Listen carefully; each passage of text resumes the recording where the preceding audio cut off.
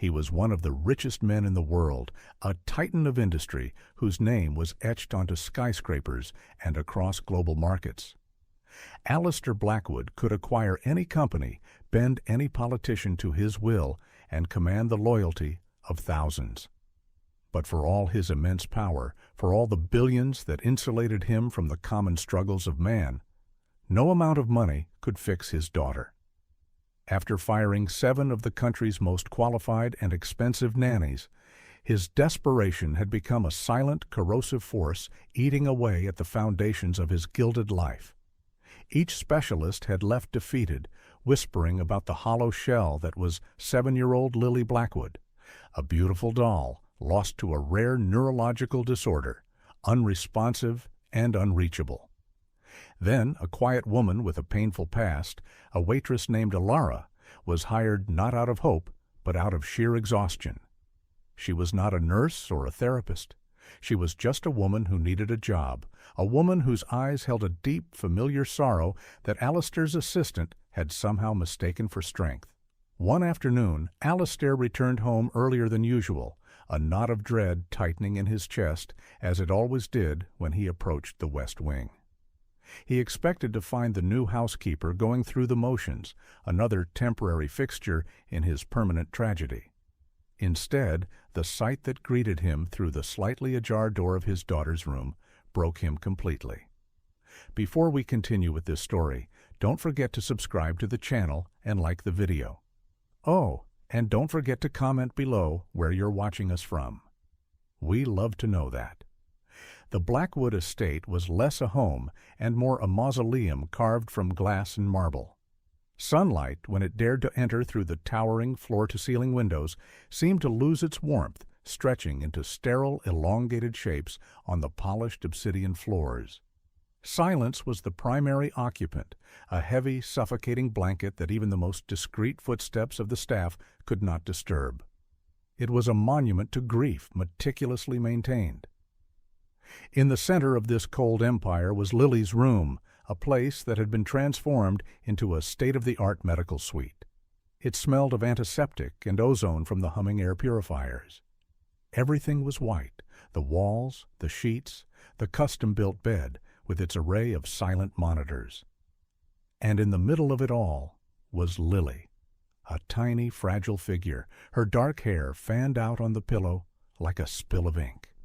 Her eyes were open but vacant, fixed on a point on the ceiling that only she could see. Her official diagnosis, delivered by the esteemed Dr. Aris Thorne, a man who had been the Blackwood family physician for 2 generations, was as grim as it was complex. A severe, non-progressive encephalopathy of unknown origin. She was, for all intents and purposes, gone. Her body was there, kept alive by a team of nutritionists and physical therapists. But her mind, her spirit, was locked away in a fortress no one had been able to breach.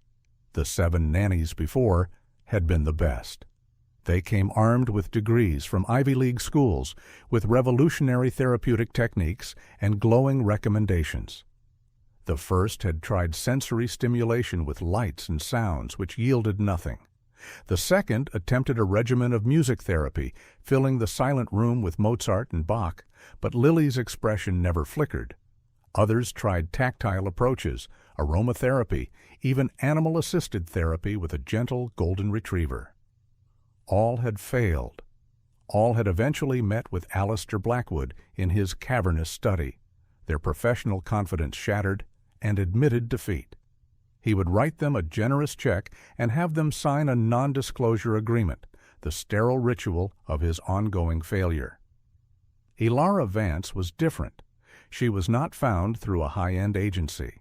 She was spotted by Alistair's perpetually stressed personal assistant, Gerald, at a small, unassuming diner where she worked.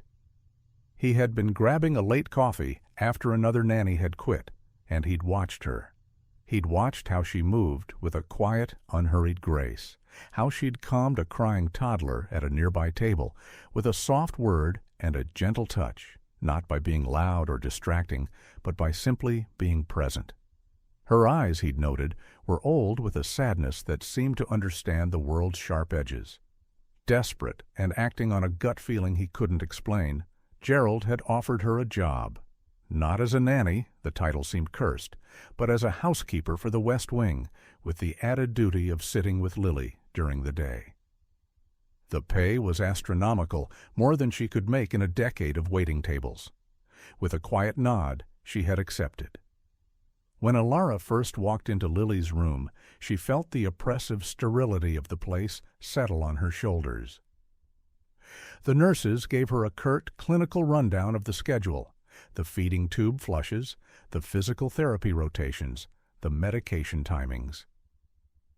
They spoke about Lily in the third person, as if she were merely a collection of biological processes.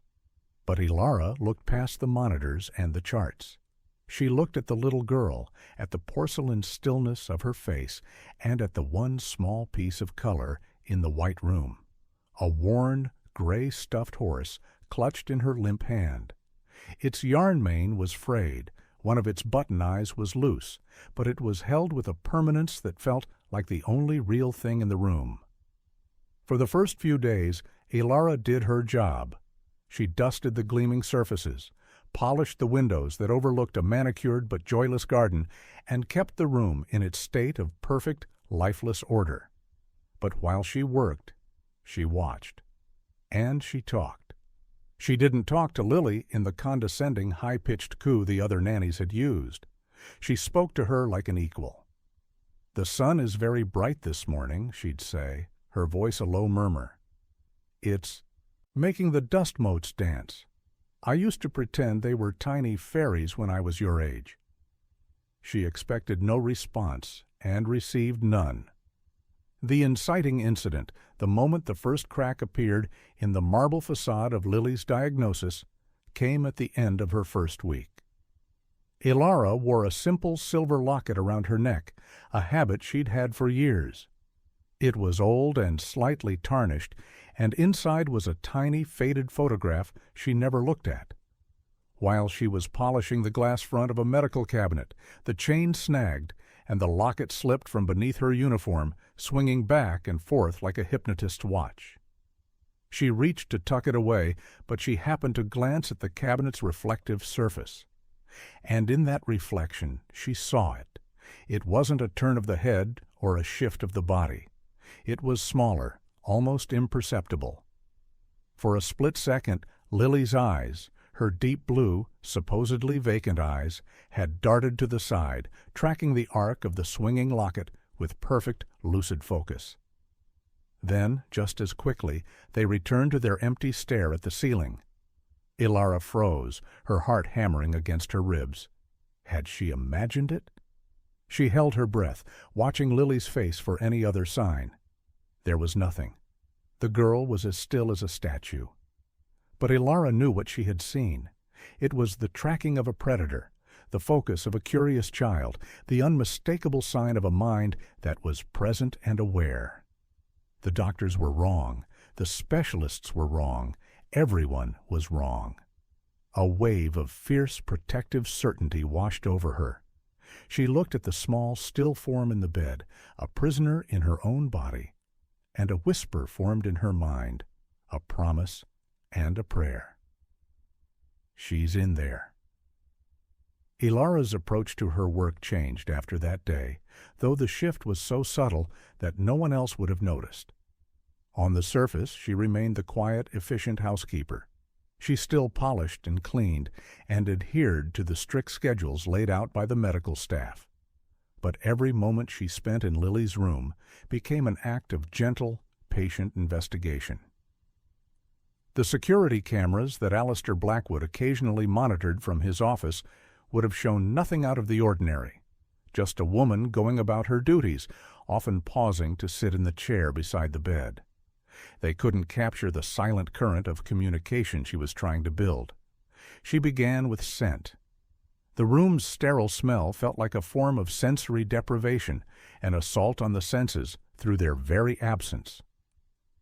One morning, she brought a small, fresh sprig of lavender from a neglected bush she'd found near the kitchen entrance.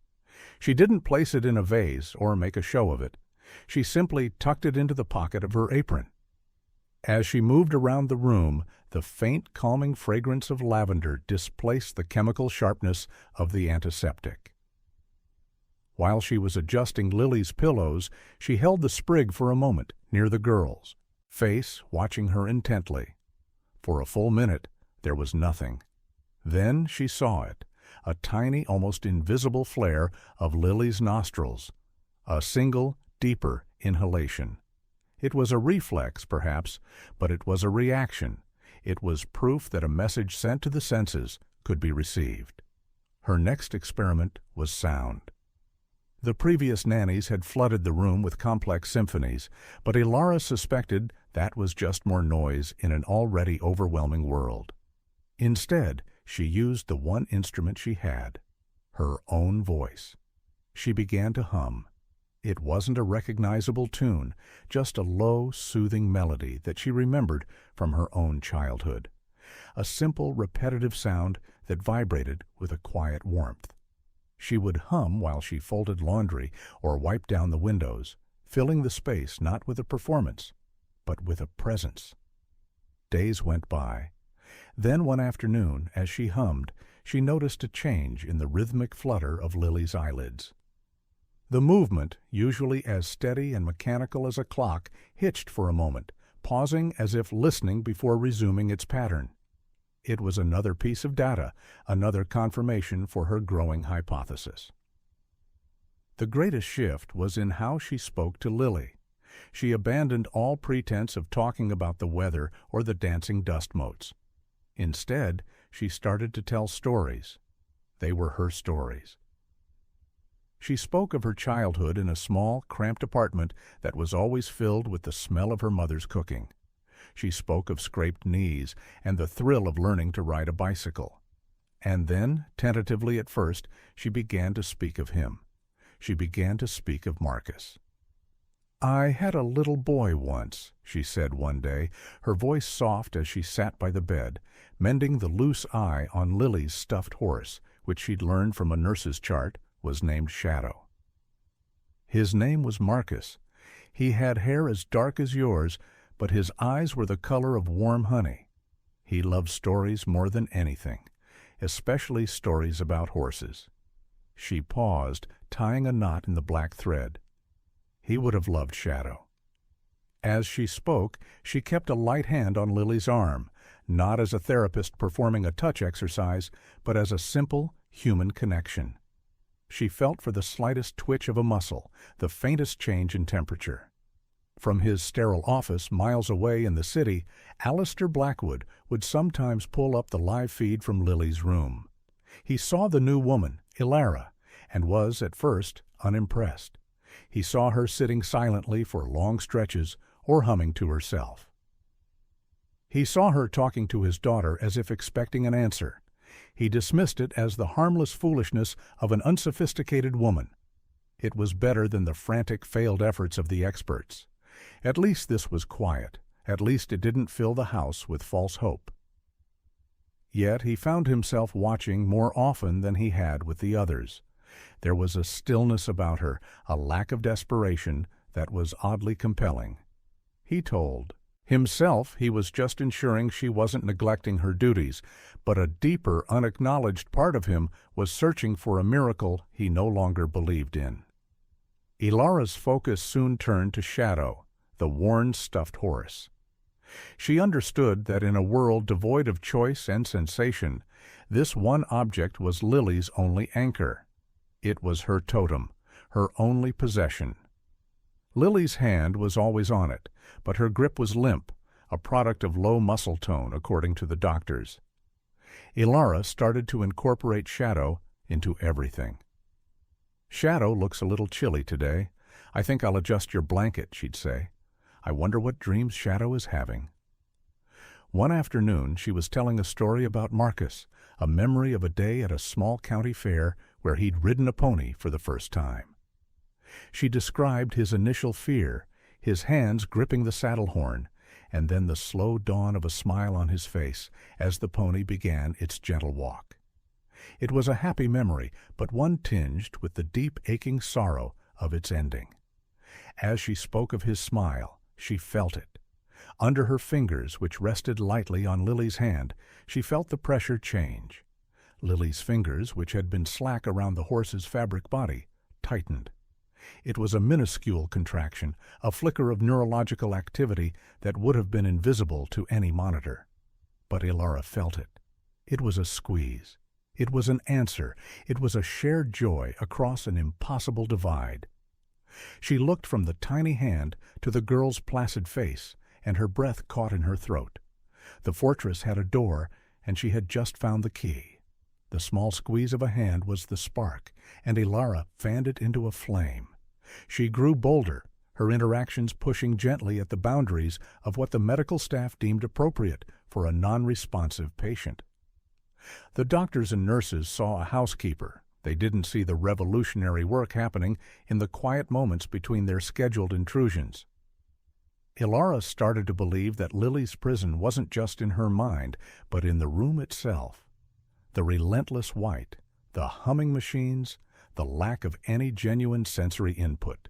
It was a cage designed to keep her passive. She began by bringing the outside world in. She described the neglected garden with a poet's precision. "There are roses out there, Lily," she whispered, leaning close. "They're a deep velvety red, but they're being choked by weeds. The petals are starting to fall. They look like little tears on the stone path." She watched Lily's face, looking for the flicker of an eyelid, the subtle shift in breathing that she now recognized as a form of listening. One day, she took a risk. She opened the large window a crack, violating the protocol of the purified air system. A breeze, carrying the scent of damp earth and distant rain, curled into the room. Lily's head, which was always perfectly centered on her pillow, made a small, almost imperceptible turn towards the new sensation. It was a movement of millimeters, but to Ilara it was a seismic shift. Her experiments with taste became more daring. The nutritional paste Lily was fed through a tube was a perfect blend of vitamins and proteins, but it was an insult to the joy of eating. Ilara knew she couldn't interfere with the primary feeding, but she could supplement the experience. After her strawberry experiment, she tried other things. She would dip her finger in a bit of honey and touch it to Lily's tongue, or offer the scent of a freshly peeled orange. Each time she was rewarded with a subtle reaction, the ghost of a sucking motion, a slight parting of the lips. Lily was a sensory being, starved of sensation. The breakthrough, the undeniable moment that would change everything, was born from Ilara's own grief. It was the anniversary of Marcus's passing, a day that always hollowed her out, leaving her raw and vulnerable. She went about her duties in a fog of sorrow, the quiet hum of the machines in Lily's room seeming to mock the frantic, noisy battle she had lost for her own child. Sitting by the bed, she found herself talking to Lily, not as a caregiver, but as a fellow mourner. "He was so small," Ilara whispered, her voice thick with unshed tears. "The doctors, they didn't listen at first. They said it was just a fever. But a mother knows." She wasn't telling a story anymore. She was confessing. "I remember his laugh. It wasn't loud. It was like the sound of little bells. I miss that sound more than anything." As she spoke, the carefully constructed walls around her own heart crumbled. A single tear escaped and traced a hot path down her cheek, then another. One dropped from her chin and landed on the back of Lily's still hand. And then it happened. Lily's face, a mask of placid emptiness for years, began to change. Her brow furrowed slightly. Her bottom lip trembled. And from the corner of her right eye, a single, perfect tear welled up, broke free, and rolled slowly down her temple into her dark hair. It was not a physiological response to an irritant. It was an echo. It was empathy. It was a shared grief that transcended the silence and the sickness. Ilara stared, her own tears forgotten. Her heart felt as if it had stopped. She reached out with a trembling hand and gently wiped the tear from Lily's skin. "I know," she whispered, her voice choked with a profound, earth-shattering mix of awe and sorrow. "I know you're in there. You're sad, too." In that moment, the bond between them was sealed. They were two souls adrift in oceans of loss, and they had found each other. Later that afternoon, a new resolve had settled in Alara's heart. Hope, she realized, was not a gentle thing. It was a weapon. She had to do more. She had to show Alistair. Waiting for him to notice on his own was too slow, too passive. Lily didn't have time for that. During Lily's prescribed feeding time, while the nurse was preparing the sterile pump, Alara acted. She had saved a small piece of a soft peach from her own lunch. She mashed it into a pulp with a clean spoon. After the nurse had connected the tube and left the room, Alara dipped the tip of her little finger into the sweet, fragrant pulp and brought it to Lily's lips. "Just a little taste, sweetheart," she murmured. "This is what summer tastes like." Lily's response was immediate and stronger than ever before. Her lips, usually slack, closed around Alara's finger with a faint but definite pressure. She made a soft, guttural sound in the back of her throat, a noise of pure, unadulterated sensation. It was the sound of a life stirring from a long, deep sleep. For a moment, Lily's eyes seemed to clear, the vacant blue sharpening into a focused, present gaze that locked directly onto Alara's. It was a miracle, and Alara knew, with a chilling certainty, that she could not keep it a secret any longer. This was too big. The risk of being fired, of being thrown out and silenced, was immense. But the risk of leaving Lily locked in that white room, a prisoner of a false diagnosis, was infinitely greater. She had to force a confrontation. She had to make Alistair Blackwood see his daughter, not the patient, not the diagnosis, but the little girl who was fighting to come back. The opportunity to force Alistair's hand came sooner than Alara had anticipated. The next day, a rare, brilliant sunbeam cut through the perpetual gloom of the estate, illuminating the overgrown garden outside Lily's window. The roses, which Alara had been describing for weeks, seemed to call to her. The thought, wild and reckless, struck her with the force of a physical blow. Lily didn't need to hear about the world. She needed to be in it. Knowing the schedule of the nurses and the likelihood of Alistair being in meetings downtown, Alara made her move. It was a monumental breach of every protocol. She carefully disconnected the non-essential monitors, her hands surprisingly steady.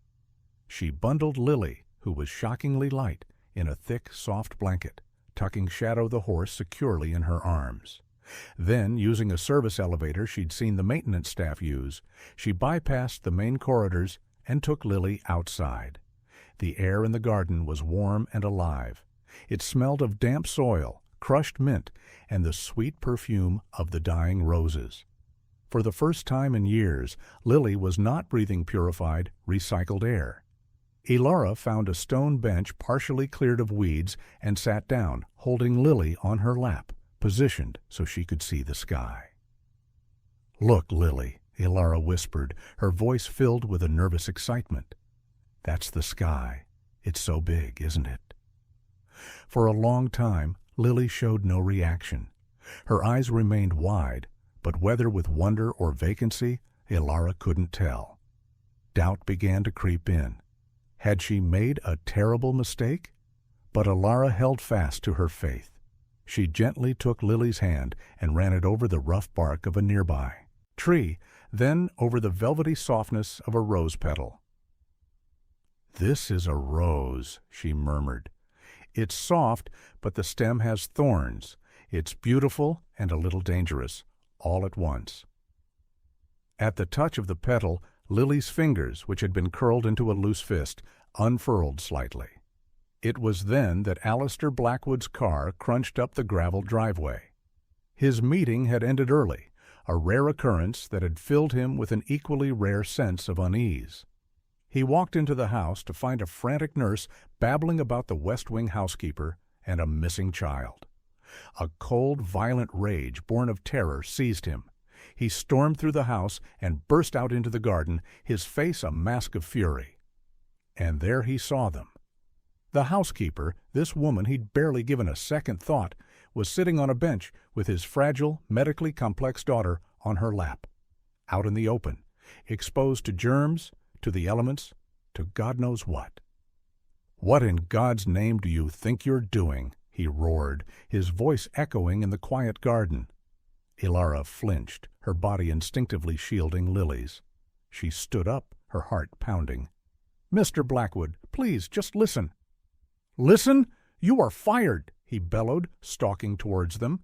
"You have violated every rule. You've endangered my daughter. Get away from her." His rage was a physical force, and Ilara braced herself.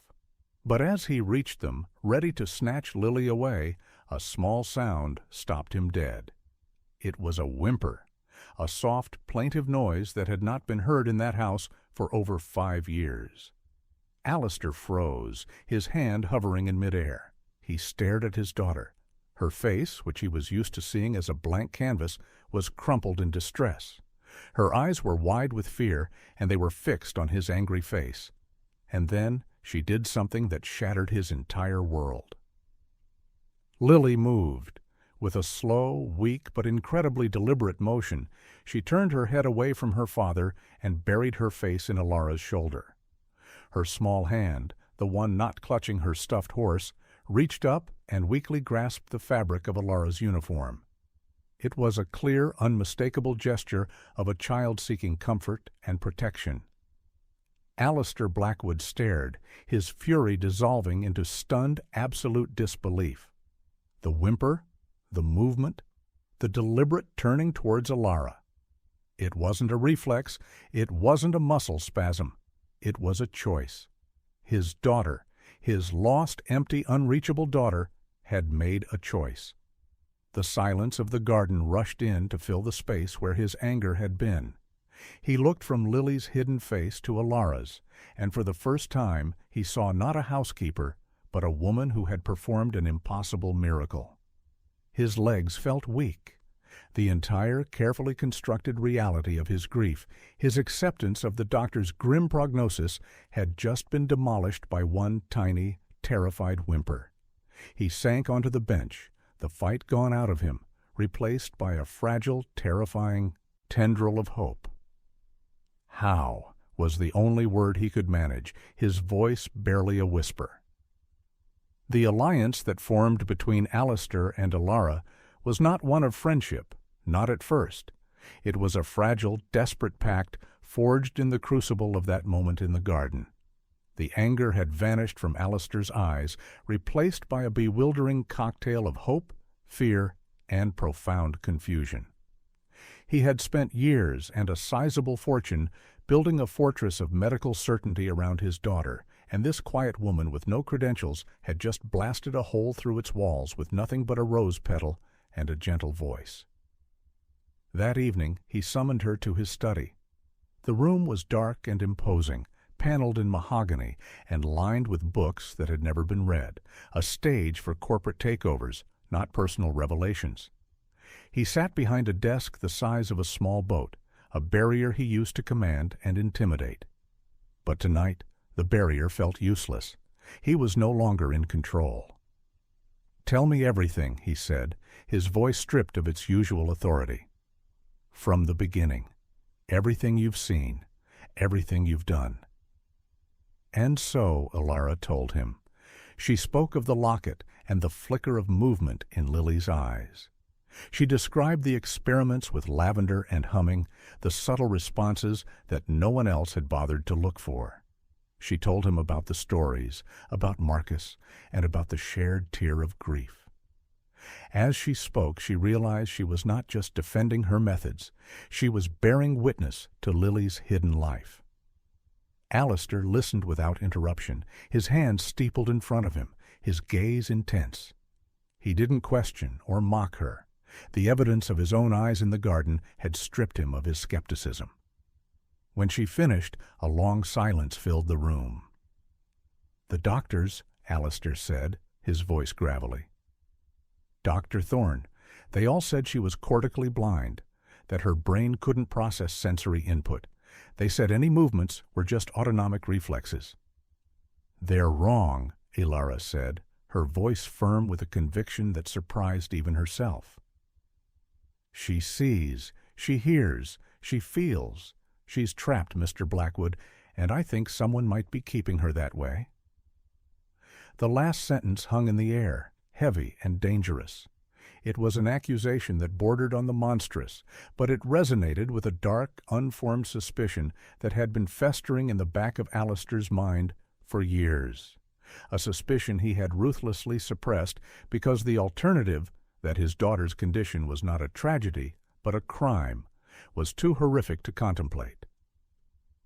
"I want to see her medical files," Ilara said, pressing her advantage. "All of them, the ones from the beginning." Alistair hesitated for only a moment. Then he nodded, a silent commander giving a new, terrifying order. He unlocked a safe hidden behind a painting and removed a stack of thick, leather-bound folders. "These are Dr. Thorne's private notes," he said, placing them on the desk. He insisted on keeping the primary records himself for continuity of care. For the next several nights, the study became their nerve center.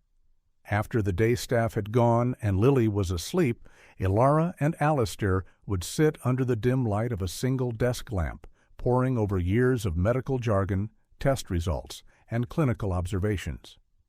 Alistair, with his sharp analytical mind honed by decades of corporate warfare, quickly cut through the noise, while Ilara provided the context, matching the clinical notes to the small reactions and breakthroughs she had witnessed. They started to find things. Small things at first, inconsistencies. A blood test result that was slightly abnormal but dismissed as a statistical anomaly. A note from a consulting neurologist suggesting a different course of treatment, a suggestion that was immediately overruled by Dr. Thorne. But the first truly significant clue came from a place Alistair had never thought to look: his late wife's journals. Isabella Blackwood had been a vibrant, intelligent woman, and her death in a sudden single-car accident 2 years after Lily's diagnosis had been the blow that had finally shattered Alistair. He had packed away her things, unable to bear the memories. But now, guided by a desperate new purpose, he retrieved them. Tucked into the back of her daily planner from the last year of her life, they found a small, folded piece of paper. On it, in Isabella's elegant script, was a list of questions. Why is Lily so much worse after her vitamin infusions? Thorne is evasive about the specific formula. Says it's proprietary. Lily seems more alert in the mornings, before the nurse comes. Could it be the medication? Could he be wrong? Alistair stared at his wife's handwriting, a voice from the grave confirming their deepest fears. Isabella had suspected. She had been on the same path, asking the same questions, before her life was cut short. The vitamin infusions were a daily regimen prescribed by Dr. Thorne, a custom compounded formula meant to provide essential nutrients that Lily couldn't get from her diet. It was administered every day at 10 a.m. by a nurse loyal to Thorne. "The nurse," Ilara said, her mind racing. "Every day she comes in. Lily is always foggier after she leaves. I thought it was just the exhaustion from her physical therapy." "Thorne?" Alistair breathed, the name turning to ash in his mouth. "He's been our family doctor since I was a boy. He was my father's most trusted friend." The betrayal was so profound it was almost incomprehensible. But the evidence was starting to form a terrifying picture. The man who was supposed to be Lily's savior might just be her jailer. They now had a target, a mechanism, and a motive that was still shrouded in darkness. Their tentative alliance had been solidified. They were no longer just a father and a housekeeper. They were partners in a desperate investigation to uncover a truth that could either save Lily or destroy them all. The discovery of Isabella's note transformed their investigation from a search for answers into a hunt for proof. Alistair's grief for his wife was rekindled, now laced with a cold, burning rage. Isabella hadn't just died in an accident. She had been silenced. He was now certain of it. He and Ilara were no longer just fighting for Lily's future. They were fighting for Isabella's justice. Their focus narrowed with chilling precision onto the daily vitamin infusions administered by Dr. Thorne's private nurse. The solution itself was a clear, innocuous-looking fluid. The chart simply listed it as proprietary nutritional supplement B12 complex. It was a wall of medical jargon designed to deflect questions. "We need a sample," Alistair stated, his voice flat and hard. He was no longer the grieving father. He was the ruthless CEO planning a hostile takeover. "We need to get it to an independent lab without Thorne knowing." The plan was simple but fraught with risk. The next morning, Ilara was to intercept the nurse, create a distraction, and swap the vial of fluid she was about to administer with a vial of sterile saline solution Alistair had procured overnight. The real vial would then be rushed by a private courier to a toxicology lab in another state, one with no connection to the Blackwood name or Dr. Thorne's extensive network. The tension in the house the next morning was thick enough to taste. Ilara's hands trembled as she prepared a tray with a glass of water and a small plate of biscuits she knew the nurse, a stern woman named Ingrid, was fond of. She waited, her heart a frantic drum against her ribs. At precisely 10 a.m., Nurse Ingrid arrived, carrying the small, locked medical case that held the vial. "Good morning," Ilara said, her voice steady despite the tremor in her hands. "I thought you might like a little something before you get started." Ingrid gave a curt nod, surprised by the gesture. As she reached for a biscuit, Ilara tripped, stumbling against the nurse and sending the tray crashing to the floor. In the split second of chaos, as Ingrid bent to steady herself, Ilara's hand shot out. Her fingers, nimble and quick, opened the medical case, swapped the vials, and snapped the case shut. It took less than 2 seconds. "Oh, I am so terribly sorry," Ilara gasped, her performance convincingly flustered. "How clumsy of me." "Just clean it up," Ingrid snapped, annoyed but unsuspecting. She proceeded into Lily's room and administered the harmless saline. Ilara, meanwhile, slipped the real vial into her pocket, her mission complete. An hour later, a courier disguised as a florist picked up a floral arrangement from the service entrance. Tucked inside the bouquet was the small glass vial on its way to revealing its secrets. For the next 48 hours, the wait was agonizing. During that time, something remarkable happened. Lily, having missed 2 doses of the mysterious fluid, began to change.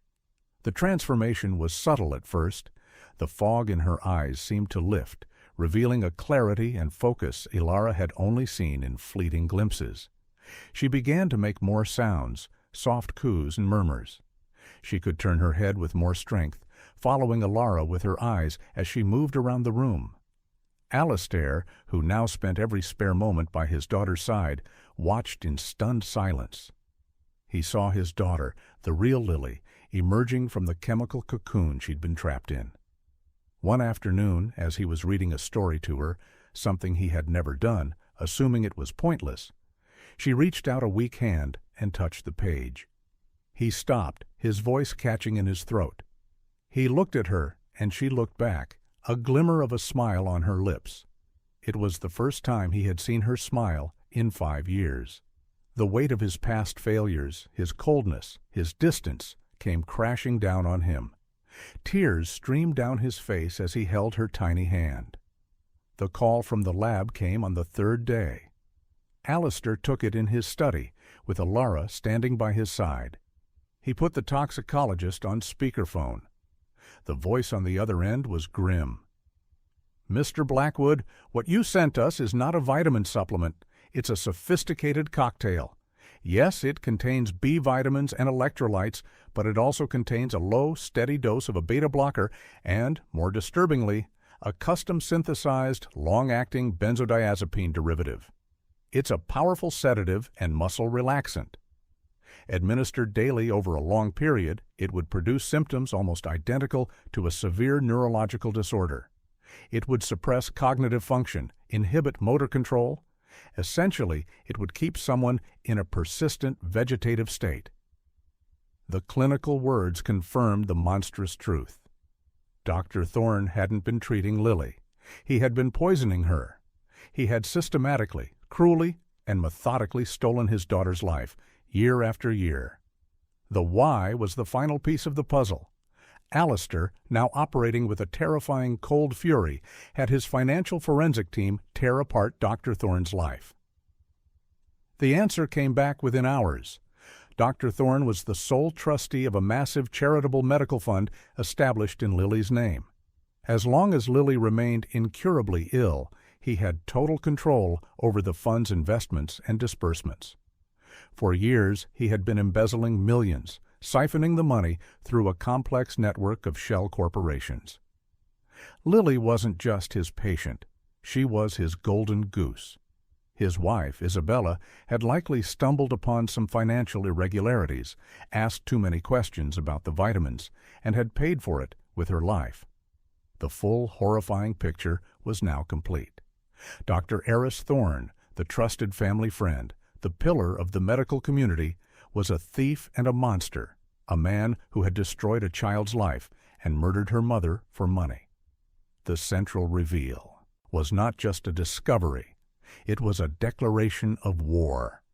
The fragile peace of their covert investigation shattered the moment Dr. Thorne realized he was exposed.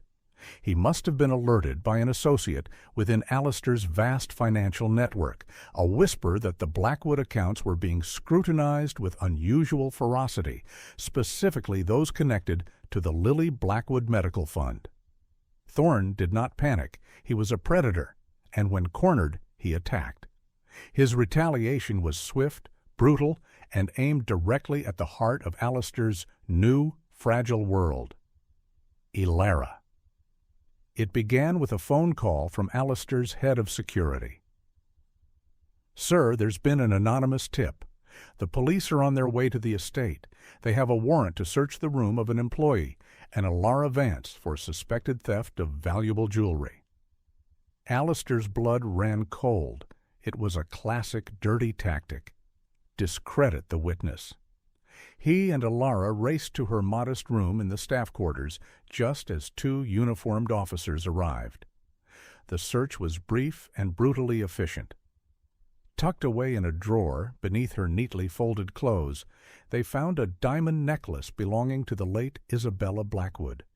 It was a piece Alistair recognized instantly, one he had kept locked in his personal safe. Elara stared at the necklace, her face pale with shock and disbelief. I've never seen that before in my life," she stammered. But it didn't matter. The evidence was there, perfectly planted. She was arrested on the spot. Alistair's team of high-powered lawyers were already en route, but the damage was done.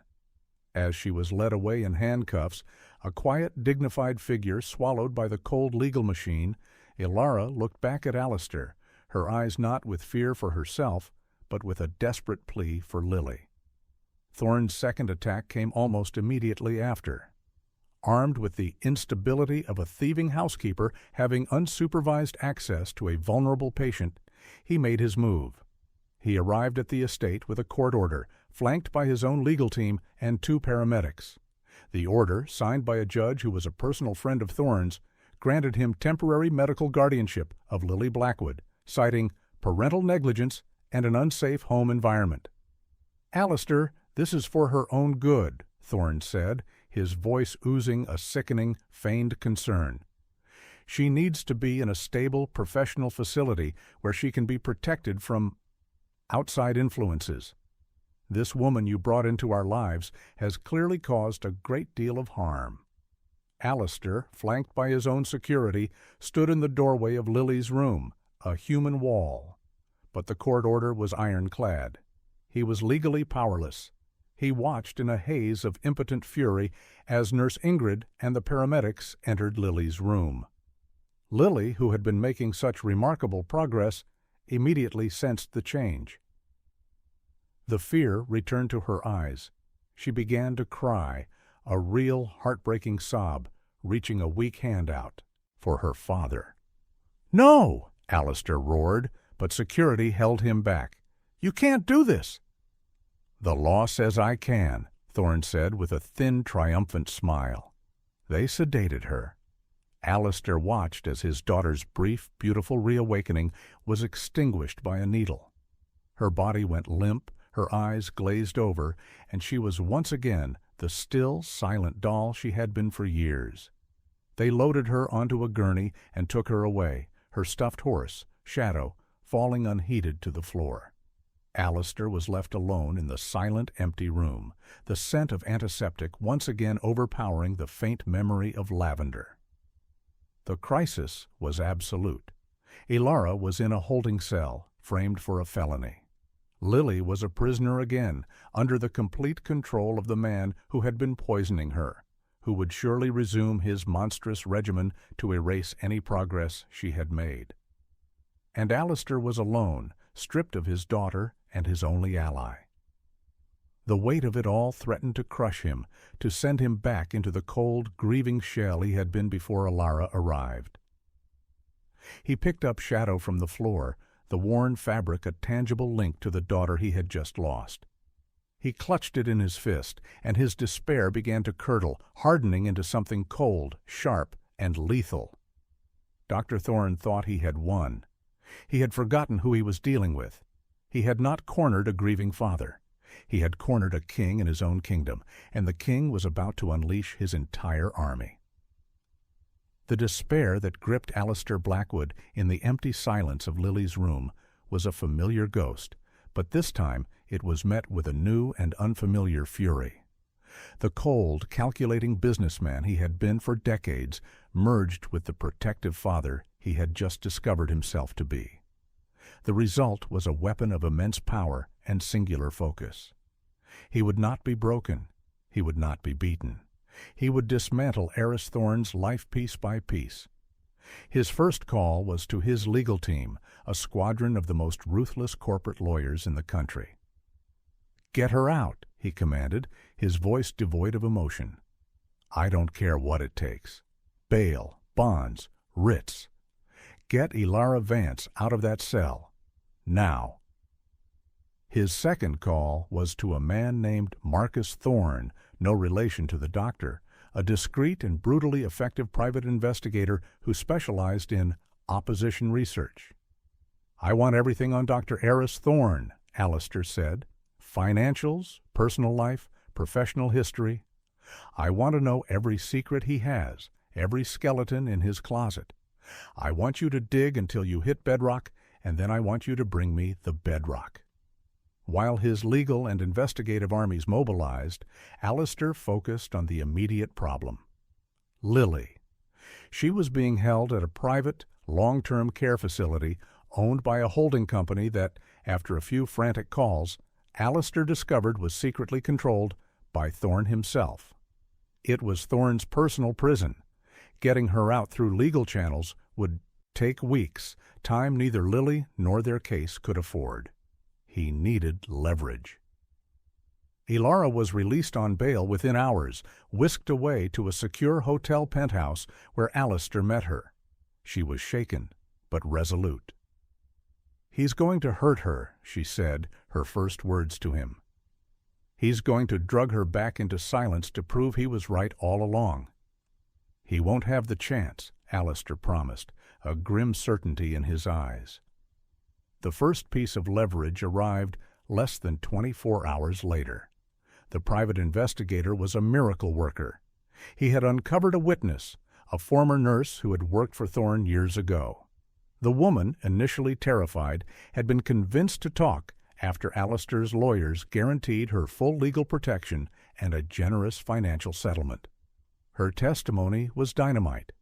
She spoke of Dr. Thorne's habit of experimenting with custom drug cocktails on his long-term patients. She recalled his obsession with the Blackwood family and his frequent gloating remarks about having Alistair under his thumb. Most damningly, she had kept meticulous private records, including copies of prescription orders for the same chemical compounds found in Lily's vitamin infusion. Armed with this, Alistair and his legal team bypassed the local authorities, whom Thorne might have had in his pocket. They went directly to the state medical board and the district attorney's office, presenting a preliminary case so compelling and backed by such immense legal firepower that it could not be ignored. Search warrants were issued for Thorne's office, his home, and the facility where Lily was being held. The confrontation was set. Alistair, flanked by his lawyers and two stoic detectives from the DA's office, arrived at the facility. Ilara insisted on coming with them. "Lily needs to see me," she said simply. Alistair agreed without hesitation. She was no longer just a witness. She was the key to Lily's well-being. They found Dr. Thorne in his office at the facility reviewing a chart. He looked up, and for the first time Alistair saw a flicker of genuine panic in the man's cold eyes. "Alistair, what is the meaning of this intrusion?" he blustered, trying to regain his composure. "It's over, heiress," Alistair said, his voice quiet and deadly. One of the detectives stepped forward and presented the warrant. Thorne's face went white as he read it. "This is absurd. Slanderous accusations from a disgruntled former employee and a hysterical housekeeper," he spat, gesturing dismissively at Ilara. "My housekeeper," Alistair corrected him, "is the woman who saved my daughter from you. The former employee is the one who kept your receipts, and the lab results from your vitamin formula are the ones that will put you in prison for the rest of your life." As detectives began to search the office, Alistair, Ilara, and one of the lawyers made their way to Lily's room. They found her just as they had feared. She was back, in the white bed, attached to monitors, her eyes vacant and dull. Nurse Ingrid stood beside her, preparing another injection. "Get away from her," Ilara said, her voice ringing with an authority that made the formidable nurse take a step back. Ilara moved to the bedside and took Lily's hand. "Lily, it's me. It's Ilara. I'm here." At the sound of her voice, something shifted in the room. Lily's eyes, clouded by the sedatives, slowly, painstakingly focused on Ilara's face. Her lips parted, and a single, breathy sound emerged. "E-la." It was a fragment of a name. It was a miracle. It was everything. Alistair felt his knees go weak, leaning against the doorframe for support. In the hallway, they could hear Dr. Thorne begin to shout as the detectives found files he had tried to shred. His empire was crumbling around him in real time. Ilara squeezed Lily's hand. "That's right, sweetheart. I'm here, and I'm not leaving you ever again." Lily's fingers, weak but determined, squeezed back. The connection was re-established. The light that Thorne had tried so desperately to extinguish was already beginning to glow again. The climax of Heiress Thorne's downfall was not a dramatic courtroom battle. Alistair Blackwood's legal team, armed with the lab reports, the former nurse's testimony, and the mountain of financial evidence uncovered by the forensic accountants, ensured it would never get that far. The evidence was so overwhelming, so damning, that the district attorney fast-tracked the indictment. Faced with a non-negotiable plea bargain for multiple life sentences versus a trial that would expose him to even more charges, including a reopened investigation into Isabella Blackwood's death, Thorne capitulated. His public disgrace was absolute. The headlines screamed of the monster who had preyed on a sick child, a story of greed and betrayal that shocked the city. Vindication for Ilara was swift and total. The trumped-up theft charges were dropped immediately, accompanied by a formal apology from the police department. But her true vindication came not from the legal system, but from Lily. The moment they brought Lily home from Thorne's facility, a profound change occurred. The house itself seemed to exhale, the oppressive silence replaced by the quiet hum of a home coming back to life. Lily's recovery was a slow, beautiful dawn. With Thorne's chemical poison purged from her system, and with Ilara constantly by her side, the little girl who had been trapped for years began to emerge. The first clear word she spoke was Ilara's name. Her second was Shadow, as she hugged her worn stuffed horse. Her third, whispered a week later as Alistair tucked her into bed, was Daddy. That single word from his daughter healed a wound in Alistair's soul he had thought was fatal. Ilara was no longer the housekeeper. The pretense was dropped without a word. She was Lily's caregiver, her confidant, her guide back to the world. She worked with a new team of hand-picked physical and speech therapists, translating their clinical instructions into games and stories that Lily responded to. They abandoned the sterile medical room and moved Lily into a new bedroom, one painted a soft yellow, with windows that opened onto the now thriving garden, which Ilara and the estate's gardeners had brought back to life. The bond between Ilara and Alistair also transformed. The formal barriers of employer and employee dissolved, replaced by a shared purpose and a deep, unspoken gratitude. They were partners in Lily's rebirth. They spent their evenings together, not in the imposing study, but in the family living room, watching Lily play on the floor with her blocks or draw pictures with her new crayons. Lily's first drawing was a wobbly, uncertain picture of three figures holding hands: a tall man, a woman with kind eyes, and a small girl clutching a horse. One evening, as they sat watching Lily sleep, her chest rising and falling in a peaceful, natural rhythm, Alistair turned to Ilara. "I never properly thanked you," he said, his voice low. "You didn't just save Lily, you saved me." "Lily saved herself," Ilara replied softly. "She was just waiting for someone to listen." Alistair reached out and took her hand. It felt as natural and right as breathing. "My wife, Isabella. She would have loved you," he said, his voice thick with emotion. "She always knew how to listen." In that quiet moment, a new family was truly born, not of blood or law, but forged in a shared trial and cemented by a fierce, protective love. The ghosts of the past had finally been laid to rest, replaced by the promise of a future they would build together. Lily was home. Ilara was home. And for the first time in a very long time, Alistair Blackwood was home too. 1 year later, the Blackwood estate was unrecognizable. The cold marble and glass were still there, but they were now warmed by the sound of a child's laughter that echoed through the halls. The manicured lawns were often strewn with toys, and the once silent garden was the site of frequent tea parties attended by Lily, Ilara, Alistair, and a very distinguished guest, Shadow the horse. Lily was thriving. She walked with the aid of a small leg brace, a minor residual effect of years of muscle atrophy, but her steps grew stronger every day. Her speech, once non-existent, was now a torrent of questions and observations, the chatter of a curious 7-year-old finally allowed to explore her world. She had Ilara's gentle spirit and, to Alistair's delight, his own sharp, inquisitive mind. The fog was gone forever, replaced by a bright, shining intelligence. Ilara and Alistair's relationship had blossomed into a deep and loving partnership. The quiet understanding they had shared during the investigation had deepened into an easy intimacy. They were a team in all things, from navigating the challenges of Lily's ongoing recovery to redesigning the house to feel less like a museum and more like a home.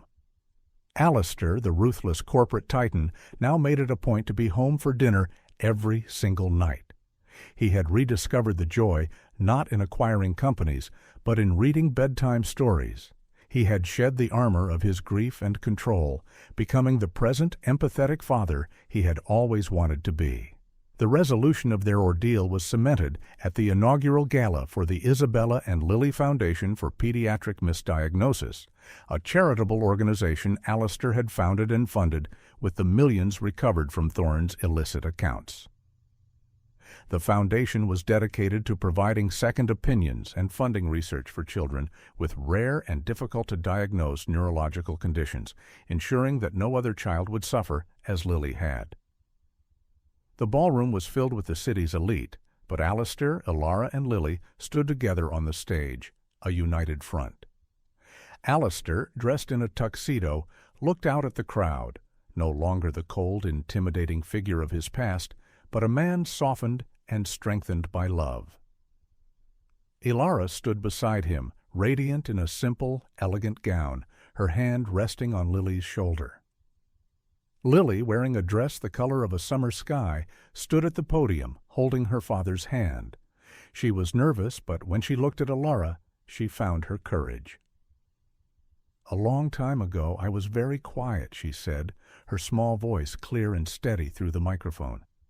"It was dark and I was alone, but then my best friend Ilara came. She told me stories, and she taught me what summer tastes like." She turned and smiled at Ilara, a smile of pure, unadulterated love. "And my daddy, he fought the monster for me. Now we're going to help other kids who are quiet, so they can learn to laugh too." The room erupted in heartfelt applause. As Lily hugged his legs, Alistair looked at Ilara over their daughter's head, his eyes filled with a love and gratitude that needed no words. He had lost everything and then gained a universe in return. The final ethical inference was clear to everyone who knew their story. True wealth was never measured in stocks or acquisitions, but in the fierce, unyielding love that could find a voice in the deepest silence and build a family from the broken pieces of the past. Before we go, we want to thank you for being a part of our community. Don't forget to subscribe to the channel and like the video if you enjoyed the story. Oh, and don't forget to comment below where you're watching us from. We love to know that.